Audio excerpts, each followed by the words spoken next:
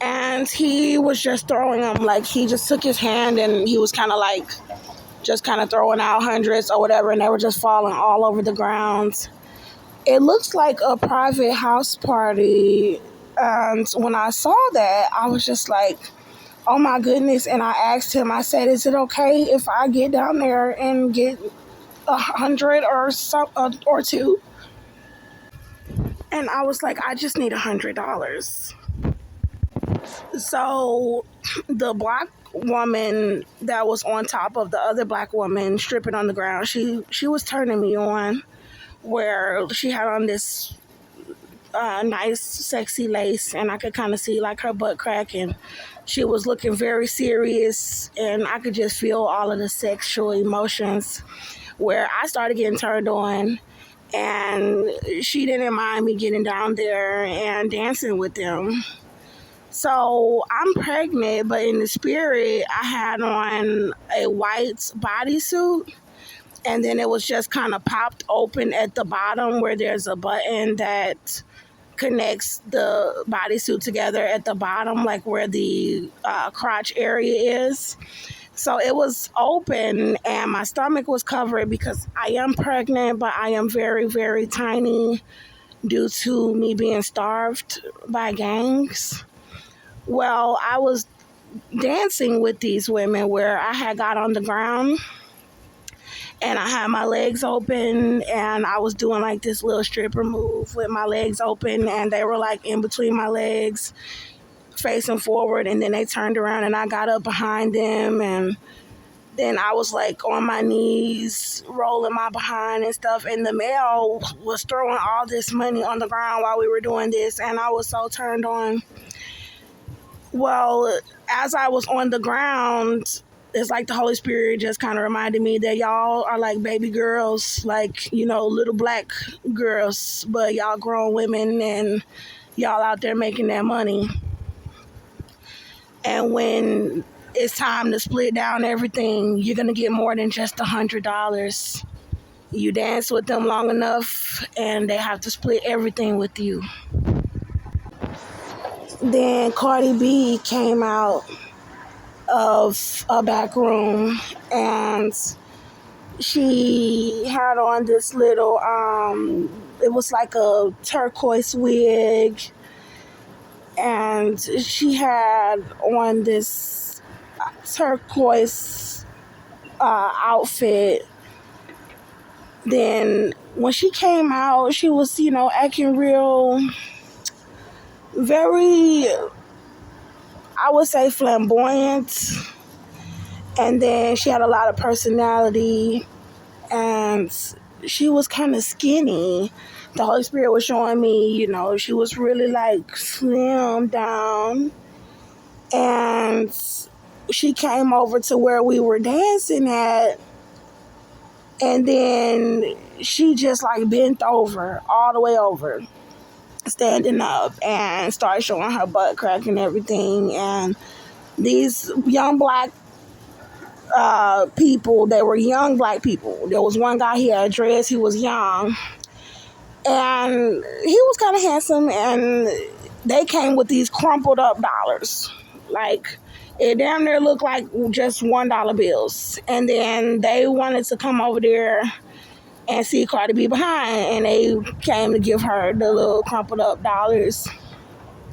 And she was just excited, just being herself. And I remember saying something about her being my girlfriend, and the Holy Spirit was like, the black people are running towards her, because he was like, well, the reason why they want to see Cardi B is because he was like, they want to look at her, the white people, they want Cardi B out there because of what it represents for white people to look at her white behind, because her behind is white.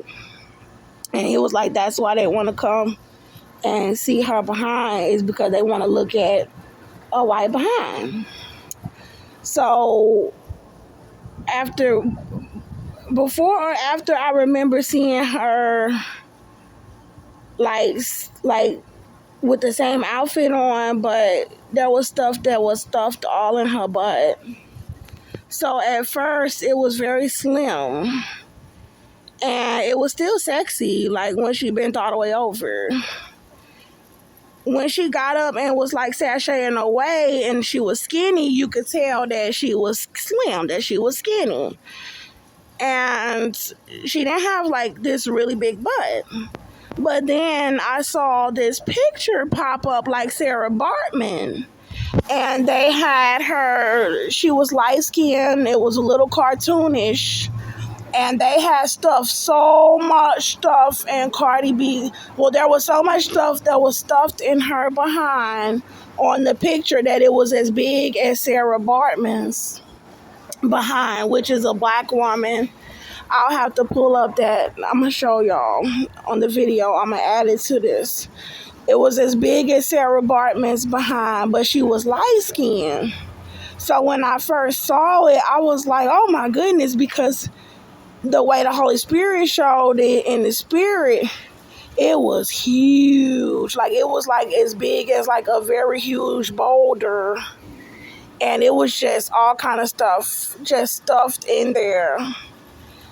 And to make a long story short, when she came to dance with us, she was like slim or whatever. She didn't have all that stuff stuffed in her behind. And she was sexy. Like she bent over and, a few black people ran up to her, because they wanted to see her behind. I believe that I danced with Cardi B for a little bit. And like I think I got up behind her butt or whatever, and I was turned on. It was sexual energy. She was turned on. We were turned on. All of the women who we were dancing, we were all turned on by one another. I believe that the party was over, and there was something going on in the spirit around that property. I don't know exactly. I don't remember exactly what was going on. All I know is that I'm in a bind about these gangs stationing me outside to rape my little boy and continuing to do that. Then I am in a bind about being pregnant, where they are starving my pregnancy and the baby is alive in me, where I don't have any medical care. So in the spirit, it was like everything that I was going through in the spirit was about people trying to handle me, people trying to mistreat me, people trying to set me up. So it had to be about something like that. But I ended up coming back into the location where we were dancing, I believe, and there was a dog. And the dog kind of put both of its teeth around my arm, but the dog was not hurting me. The dog was just trying to guide my hand to open the door to the bedroom in the house. So the dog jumped up and put its teeth around my hand and then guided my hand to the doorknob. So I opened up the doorknob and then I went inside of the room. The room looked regular, as if someone had been living inside of the room. Then I picked up a phone and I saw like a YouTube channel, but it didn't look like my channel. And I saw my older sister's face, Larissa Jones, and it looked like I saw the words, "The Witch." And like her jaws were like really swollen or really fat. And then she had like this curly hair all on top of her head. And she had on these drawn on black eyebrows. And then I saw some stuff where I think the Holy Spirit said some copy and stuff about some breakup or something that I had on my channel, and I clicked on this video and I saw these black people looking like they were doing a skit, And then I heard the song, like a fake reenactment or a fake recording of Sade's song, Smooth Operator. But it was like somebody else was singing it. And then it was something about silk. I saw something about silk. So I fell asleep just now inside of the library on accident. And I had another vision. I was sitting inside of the library and I just felt myself getting so sleepy. So I started nodding off and I kept fighting it off and staying awake. Before I realized it, I had fallen into a deep sleep. I ended up in the spirit. I did not realize that I was asleep in the library. While I was in the spirit, I believe I was speaking with some women. I'm not exactly sure. What I do remember is that I had a tooth that fell out of my mouth. It is like the one tooth that I have left in the front of my mouth, and like the first four teeth in the front. No, the first two teeth. I have one missing on the side, on the left side. I have the front one missing on the right side, and then right there in the middle, that one, it chipped. It's a veneer. So I believe I was speaking with someone, I'm not exactly sure, and then all of a sudden the veneer just came off. And I don't know if it fell down my shirt or if it was in my mouth, but I went into the restroom. And I was like, okay, well, I wonder what it looks like underneath, because I was like, it's probably going to be rotted. It might be black, from having the veneer on for so many years. And when I looked in the mirror, I remember seeing like this jagged tooth underneath where this veneer had came off. As I was looking in the mirror, I believe that the rest of the tooth chipped off in my mouth that was left underneath the veneer. And I was like, okay, so now I don't have any teeth in the front of my mouth. It's like I didn't have any teeth in my mouth, and it was like these little jagged fingernails. So when you bite your fingernails off and they look all, busted, that's kind of how my mouth looked. And I saw the Holy Spirit just go like all under the gum at the top, and it all looked like these jagged, broken fingernails. So I just started staring at myself in the mirror, and I was like, I still look kind of cute. And I started to kind of play with myself and smile a little bit and pretend like I was laughing.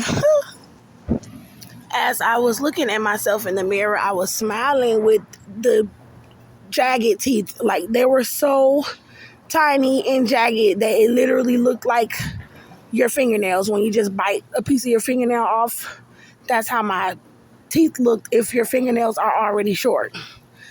Meaning they were very jagged and there were not much teeth left in my mouth. It looked like I had on like a blonde wig. My skin was brown and it was tanned. I did not have on any makeup at all. I looked like I was tired, but I just tried to pretend that I was smiling, to just see if I could still be pretty if I smiled. So I looked in the mirror and I started pretending that I was smiling and laughing just to see if I would still be pretty. I heard the Holy Spirit say, God said that He can fix your teeth.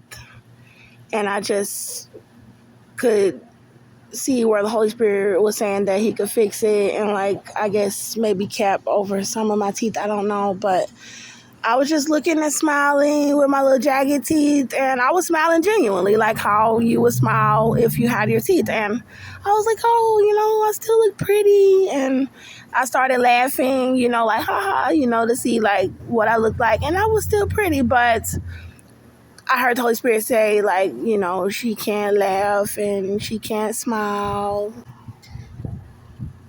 As I was pretending, I was thinking about how I would have to cover up my smile, how I would have to cover up my teeth if I was happy, if something was funny, if I wanted to laugh, And I ended up coming out of the restroom, and I remember seeing, I believe there were women or other people inside of a room. I'm not sure if it was an apartment or a house, but it looked like a residence. I believe there were white walls, and I saw this black male, and he was texting someone. He had on a black shirt.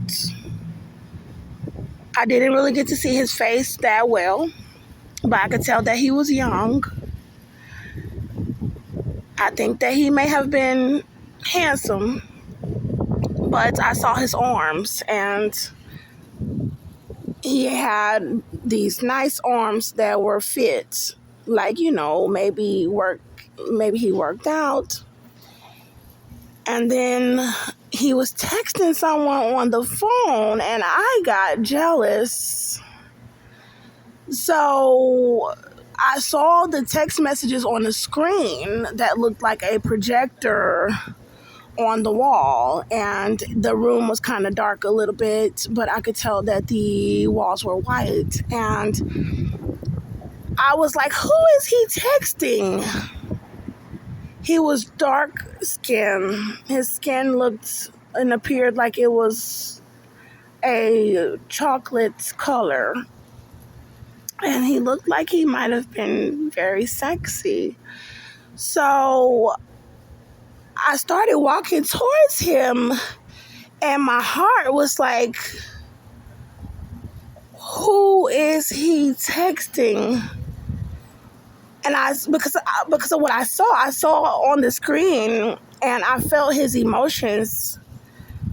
The emotions that I felt coming from him were that there was a woman that he wanted to be with and start a new relationship with, and that he had been thinking about it a while, that he had his mind made up, and that he wanted to know how she felt. So I saw the text message, one of the text messages. There were messages that were back and forth between them on the screen, on the projector, and he was texting from his phone. So he had a cell phone in his hand, but it looked like the messages that were on his phone were actually being shown and projected onto the screen on the wall where I could see it. So the text message that I saw that triggered me was when he texted this woman and said, "Do you feel how I feel?" He said, "Do you feel how I feel?" And I started walking over towards him like, in my mind, who is he texting? So I walked up to him, and my heart just, I didn't know what to do. And I said, "You almost made me break my phone." I said, "I almost broke my phone." Now, my cell phone, in the spirit, it was cracked at the top, and it was damn near completely broken, like when somebody breaks their phone in half. But it was at the top, and I didn't break it all the way, but it was like I was about to break my phone. The way that I felt is based off of what I said to him. So I said, "You almost made me break my phone," or "almost broke my phone." And then I said, "Come with me into the bedroom." No, I said, "You already know how I feel about you." That's what I said to him. So I don't know if I was telling him, like, you don't need to be worried about this woman or whatever. I don't know. Or that I'm jealous. You know how I feel about you. Why you texting somebody else asking them how they feel about you. But that's not what I said. So only thing I said was, you almost made me break my phone. And I said, you know how I feel about you. And then I said that as if like you know how I feel about you. Like, we need to talk about this. So I said, come into the bedroom with me and tell me the truth. So when I was saying to come into the bedroom with me, what I felt was, if there is another woman, I'm going to try to convince him not to want to be with her. But if he wants to be with someone else, then I will just let him tell me the truth about how he feels about this other person. So the dynamic was that he was texting someone and said, do you feel how I feel? I walked up to him and I said, you almost made me break my phone. You know how I feel about you. Let's go in the bedroom and tell me the truth. So he was acting hesitant about walking into the bedroom with me, as if he had some hurt feelings, or as if he wanted to be done with me, or that he didn't really want to know if he should talk to me. I don't know, but I felt some resistance when I was like, come into the bedroom with me and tell me the truth. And I just felt like he just may have been a little angry, but I just felt him let his guard down. And then he started walking with me into the bedroom. We started walking into the bedroom with one another. And then I woke up. When I woke up, I was kind of upset because I was like, God, what just happened? Like, what's going on? Who is this guy? I didn't see his face. So I don't know. It looked like he may have had a fade. I don't know. But I was like, who is this guy? And you saying that I have feeling that I felt some kind of way about this man. Who is he? And then who is he texting? Why did I say I almost broke my phone? And why are we going in the room to talk about it? And what is this truth that he needs to tell me? Like, so I was a little frightened. The reason why I was upset is because I have pretty much put all of my, I felt like I put all of my feelings towards anybody that I have feelings about behind me. And then I feel like if it's somebody that I have feelings for and they want to go be with somebody else, then go ahead and do it. Why do I need to know? Like, I'm concerned for my children, my baby boy that they said they were raping. I'm concerned for my baby that I'm carrying. I don't have food to eat. We don't have anywhere to live. I don't have medical care. And people are trying to kill the baby. So I'm like, God, why am I concerned with this? I am also very nervous because there is one man that I have had feelings for. I don't know if there are other males that I may have had feelings for, but I didn't acknowledge it. I don't really know what's going on, so I'm a little frightened about finding out if there is someone that I have feelings for that wants to move on with someone else, and that I need to know the truth about that.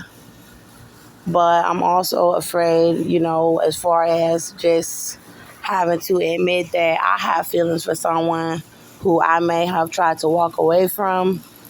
Either way, I do not know the rest.